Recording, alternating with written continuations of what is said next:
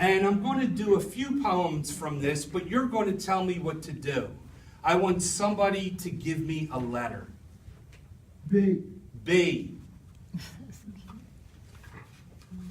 For the letter B, the poem is Bang, the Poet Explodes. My poem was the inspiration for this.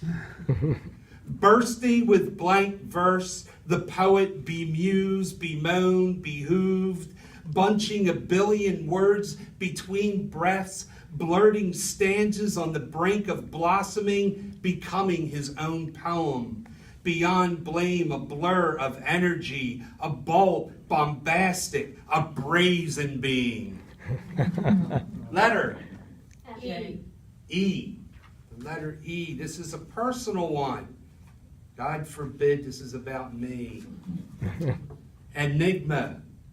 Caught between example and eyesore, I am essentially Edison without light, Elkins without an easel, too eccentric not to push the envelope, too even to open it. I am easygoing, but easy to erupt. I am an escapee who never escapes. I make a good 8-ball. I am not efficient, but prompt. My elevator doesn't always reach the top floor, but I can be electric. I have empathy, ethics, but lack endurance, succumb to excess. I am emerald and amethyst entwined into an exquisite enigma. Next letter, anybody? S. S. Thank you, Barry. Stick up on 19th. This is a stick up. Give me all your sentimentality, all your sensitivity. Bring me stacks and sacks and sediments of your sunny days. Stand still, stupefied, scared, while I steal your morality, your starry-eyed compassion.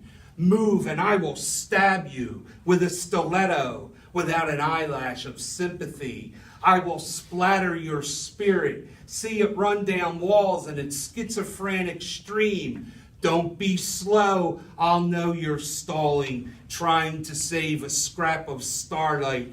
If I feel merciful, I might leave a slice of your soul, a single seed on your strawberry. One more from the book. X. X. You know, I know you would be the type of guy to pick the letter X. And just a little something about the letter X. This initially was a problem. And Roger saved the day when he told me EX will work. Exhibit. I am an extra in my own movie, an excerpt of my own biography. I am a red exit sign, always leaving, exiled to silence. I want to exchange my exhausted darkness for exhilaration, hot as dragon fire, where my spirit excels in excellence. So if you like that and you're interested, after the reading, there's copies on the back table for the bargain of $10. Thank you. Well, recently, we just got through the Philadelphia Writers Conference, which kicked ass this year. And these next 4 poems are based on writing assignments and prompts from the conference. This one we had to write about a specific room in the first house we lived in. And this is called Something in the Cellar. I never saw monsters in the cellar, but they were there. I figured them to be right where the steps curved near the bottom. A perfect hiding place for hairy creatures with pointy fangs, slimy tentacles, and eyes for little boys to fall into, never to return.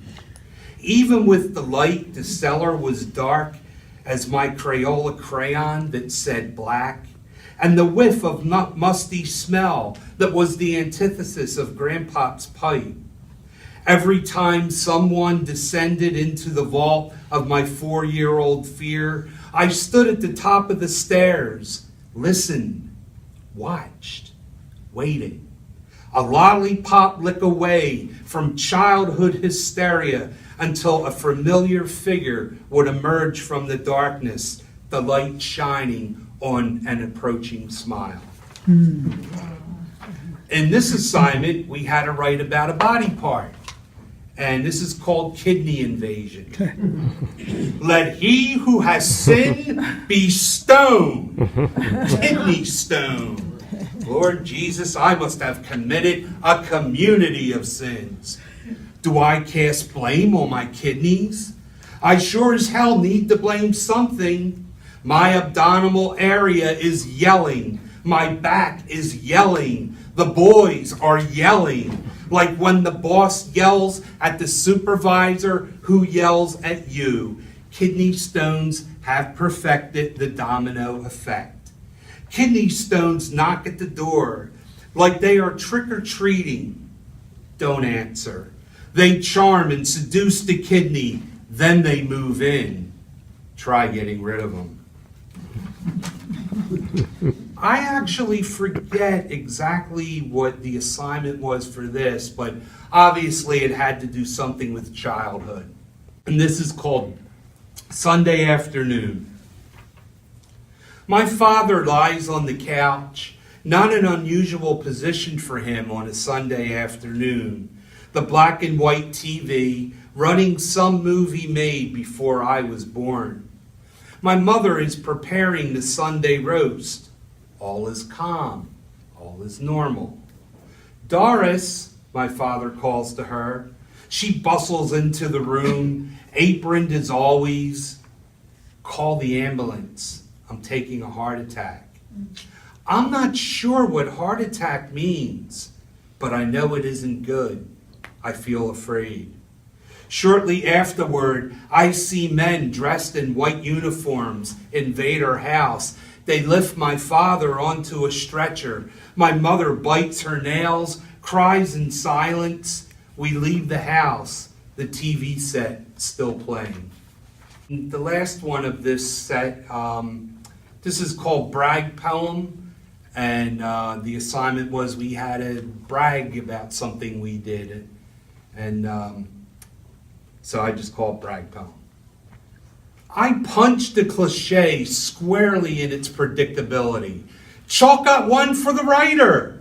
A cliche must be dealt with. Taught a lesson, kick its sad cliche ass. They torment me, fly their annoying, silly phrases of convenience. Like a swarm of gnats, I swat at them because it is what it is.